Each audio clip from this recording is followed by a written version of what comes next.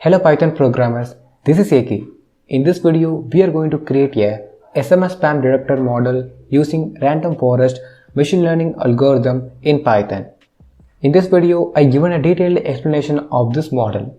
If you don't know anything about the machine learning concepts, then you will understand this code.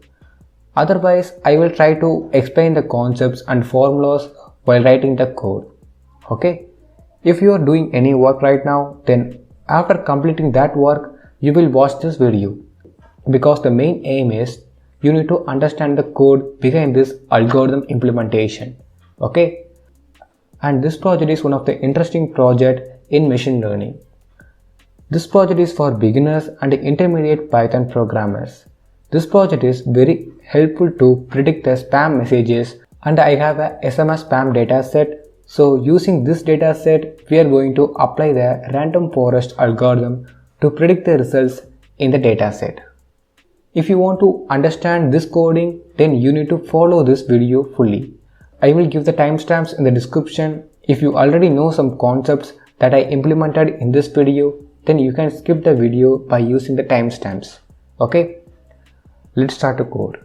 First of all, you need to import the required modules for this project. Here we need NumPy, Pandas, word cloud and OS. After that, you need to print the directory of the dataset file. So initiate the print statement, and in this statement, you need to give the path of your dataset. And then you need to declare a variable called data. And in this variable, we are going to read the dataset file that is named as spamdata.csv. Spamdata.csv is our dataset file. I will give the download link in the description or the Telegram group. So after that, we need to see what are the contents that are present in the dataset file. For that, you need to write data.head. This will print all the dataset contents. Okay.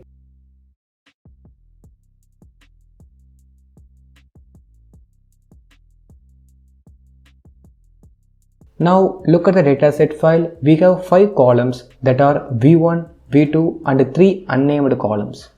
In this dataset, we are going to use only first 2 columns that are V1 and V2, and the remaining 3 are not needed. So I dropped the 3 unused columns in this step.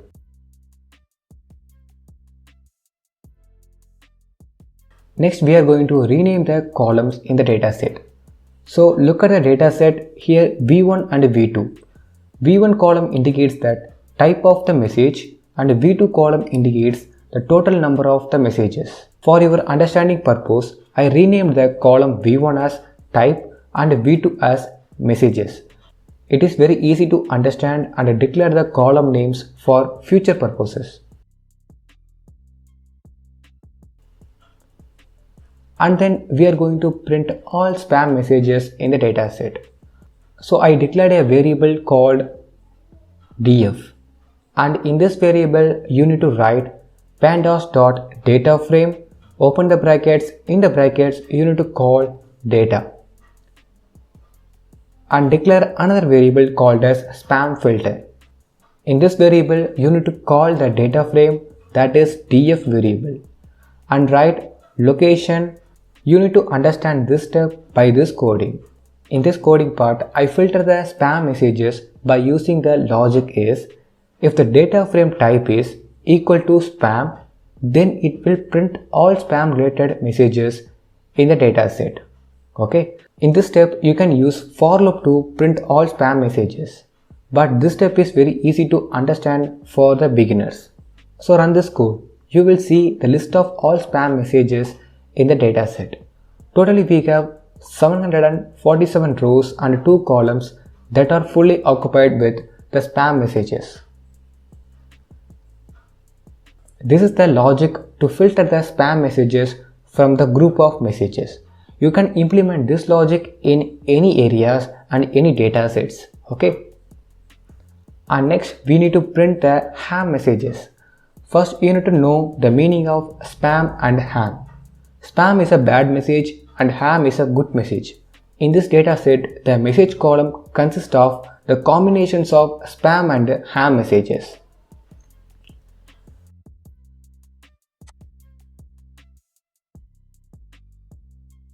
Here I use the same previous step to print all the ham messages in the dataset.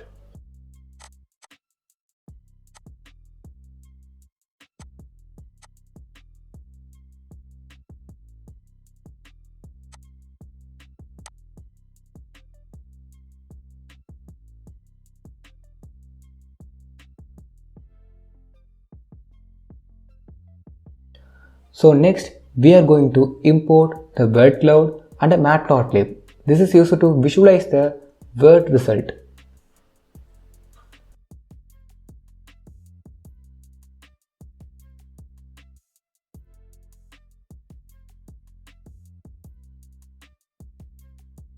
After importing the modules, we need to declare a variable called wordCloud. In this variable, call the object wordCloud and pass some of the highlighting attributes into the object, like background color, height and width, like that.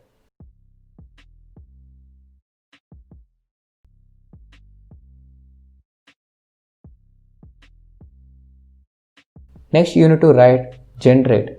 This is an object. This will help you to generate the word cloud. In the object, you need to pass the data message column. So basically the word cloud is used to print the most common number of words that are used in all the messages. That includes both the spam and ham messages. Okay.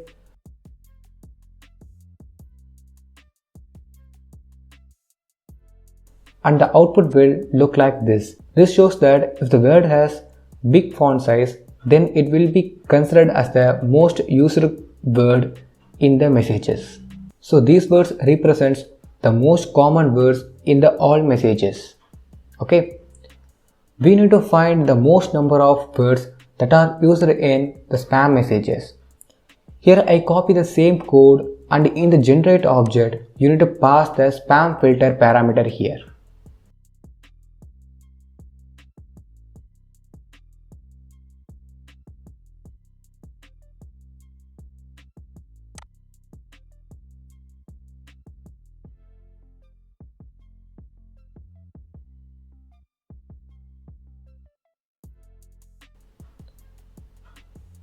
This easily identifies the most number of spammed words that are present in the messages. Now look at the word cloud. Here you can see the most used common words in spam messages, and you need to follow same procedure to print the most used common words in ham messages. Okay. But in the generate object, you need to pass the ham filter parameter to print the ham word messages. Instead of the spam filter, you need to change the ham filter for getting the ham messages. Okay. So this is the logic of this program. This is the end of first set of this model, and the real prediction is the second one.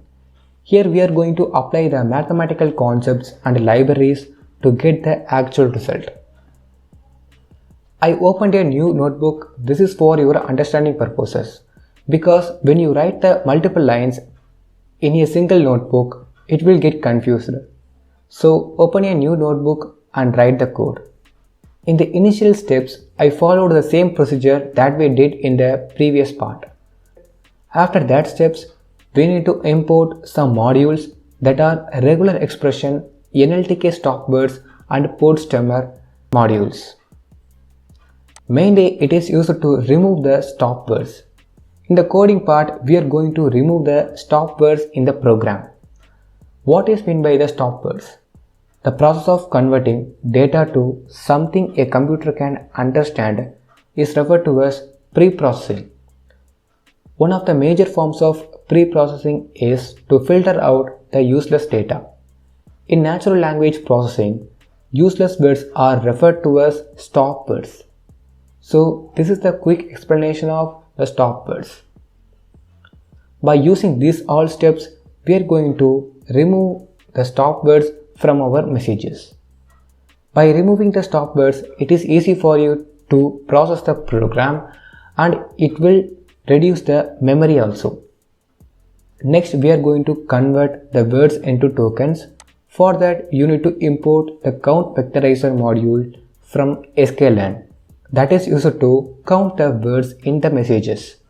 Basically, the count vectorizer is a great tool provided by scikit-learn library in Python. You can simply understand this step. This is used to count the number of words in the messages. Next step is we are going to split our datasets into 4 parts. That is xtrain, xtest, ytrain and ytest. 2 for training purposes and other 2 for testing purposes.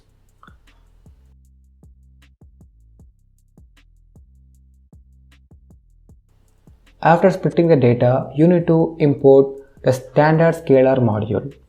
Okay, so I will try to explain this module in this video. After this video, you will search about the standard scalar in Python. The idea behind the standard scalar is that it will transform your data such that its distribution will have mean value 0 and standard deviation of 1. Okay, it is a statistical concept that is used to standardize the data. So I will show you some of the formulas that will be implemented in the standard vectorizer, in the standard scalar object. So these are the formulas that are present in the scalar object to calculate the value of xtrain and xtest. So I tried to explain this concept. If you want more, then check out the internet to understand this concept.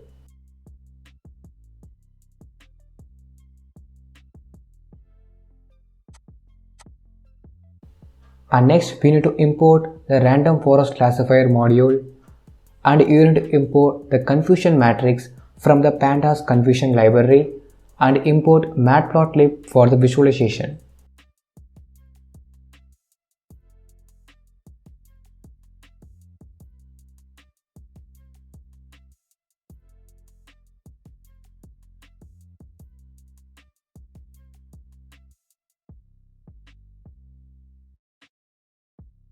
Now you need to declare a variable called as model, and in this model you need to initiate the random forest classifier. And next step, you write model.fit. Inside these brackets you need to call the training datasets that we splitted in the previous step, that are xtrain and ytrain. This object is used to implement the random forest algorithm to these two datasets. And we are going to find the prediction. Okay, so declare a variable called as yPrediction, and in this variable you need to write model.predict. Inside the brackets you need to call xtest. And the next step is you need to print the training accuracy and test accuracy that we generated by using this model.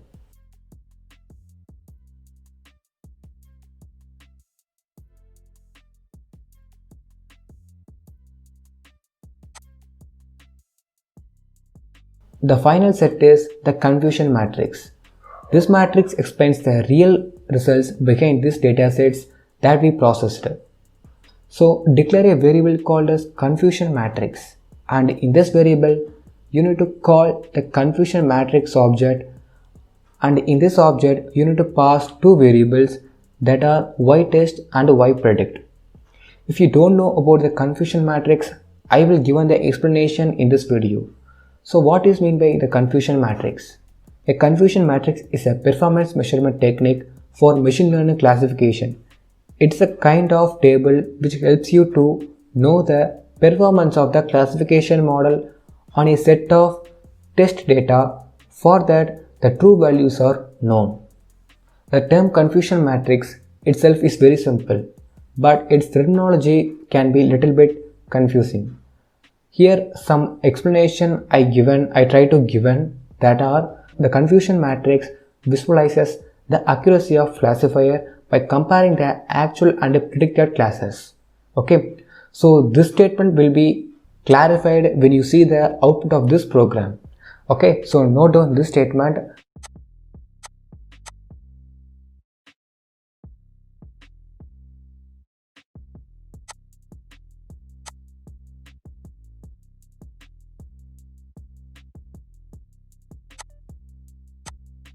and the binary confusion matrix is composed of squares. In the confusion matrix syntax, the first block is the true positive, and second block is the false positive, and the third block is false negative, and last block is true negative. So the true positive means the actual predicted values. Okay, the predicted values correctly predicted as an actual positive. This is the explanation of the true positive. And second one is the false positive. False positive means the predicted values incorrectly predicted an actual positive. That is, the negative values predicted as a positive. And third one is the false negative. False negative means the positive values predicted as a negative value. And the final one is the true negative.